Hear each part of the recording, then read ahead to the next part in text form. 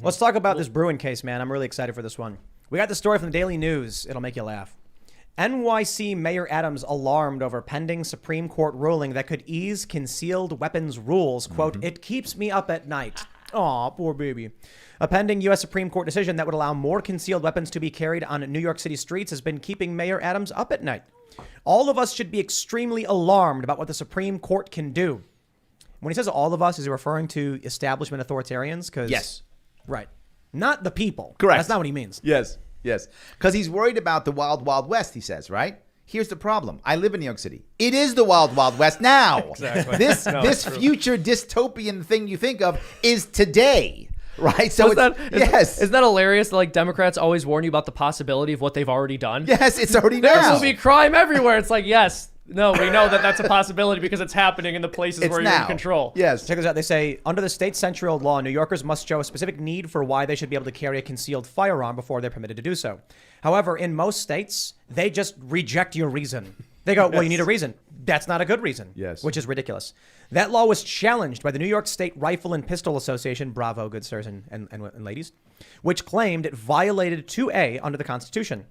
Supreme Court justices have suggested that they agree that the law infringes on gun owner rights and is expected to rule on the case during the current term. The decision would also impact California, Hawaii, Maryland, New Jersey, and Massachusetts. Oh, you'll love to hear it. Yes. It keeps me up at night. We have some of the most stringent gun permitting laws. I'm extremely concerned about this. My legal team is talking to other cities to determine how we can come together to prepare for this ruling.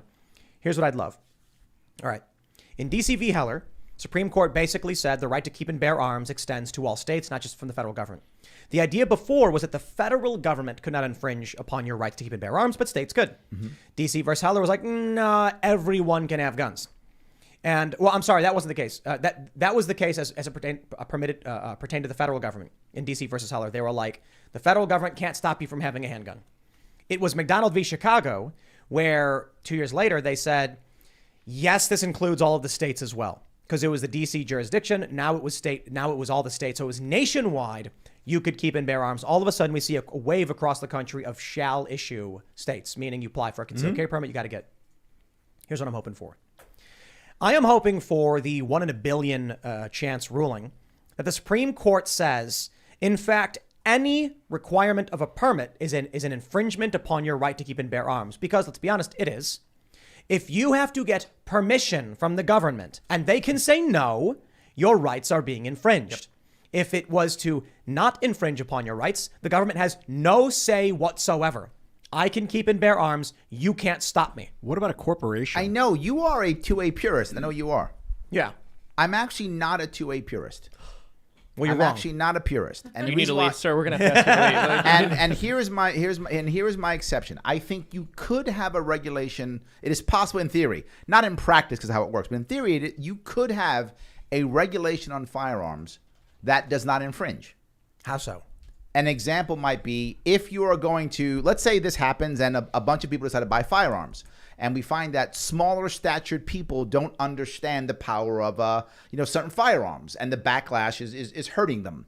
And the state would say, hey, if you're going to sell a firearm, you have to put a rating system on it that would say big, small, little, whatever. That's a regulation, but it doesn't stop me from buying. I can buy what I want. But if I choose to sell it, I've got to let someone know this is rated 1, 2, or 3 when it comes to recoil. So I think that type of regulation doesn't infringe, but may be good for the population as a whole to understand. Well, so in what way do you see that actually something like that being implemented? I'm saying you said you're a purist. I'm just pushing back on the purist aspect. I'm not saying I disagree with like a rating system or anything like Yeah, that. I think when it comes to things like commerce, if you were to say you have to make sure that you give your caliber in both imperial and metric or something like, I'm making these up obviously, but if you were to create a regulation like that doesn't infringe, it simply lets the consumer know what they're purchasing. I think it does infringe. I know you're a purist, so I was teasing you. You're putting That's exactly why. Yes. So the challenge is, I think the government using circuitous methods to try and restrict things is a common tactic, and we shouldn't tolerate it. But again, remember I said in theory, not in practice. Sure. Because in practice, the government will always do that. You know what they did with the stamp tax for marijuana? Yep. They said, you want to buy marijuana, you got to buy a stamp. Then they stopped issuing stamps. Yes. Yeah, homie don't play that. So when you've got gun stores and they're like, we want to sell guns, then all of a sudden the government says it's not an infringement upon the individual's right to keep and bear arms. It's a regulation for businesses.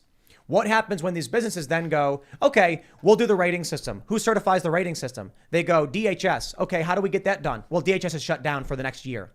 Sorry, you can't sell guns anymore. So it's an infringement. Infringe is defined as an act so as to limit or undermine something. If in any way there is a law passed requiring you to do a thing, they are limiting your ability. And if it's the commerce of, that is a private citizen's right to keep and bear arms and transact it as such. So let me push back then. It does say well-regulated. Now, when they said regulated, what they meant was to make regular. To do things like to say what is regular. But that has nothing to do with the direction of the Second Amendment.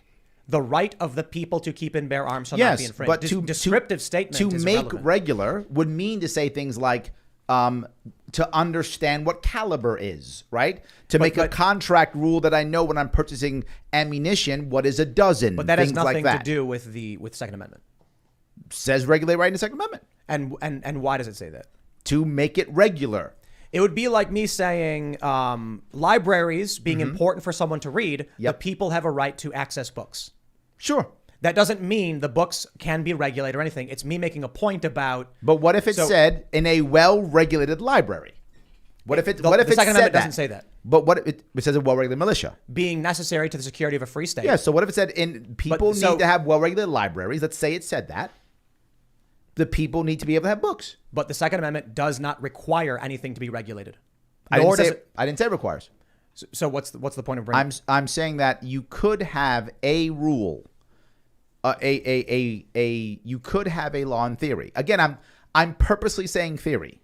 In theory, you could have a way of making the practice of selling a firearm regular that would not infringe on someone purchasing it. But what I'm saying. regular has nothing to do with what is prescribed in the Second Amendment.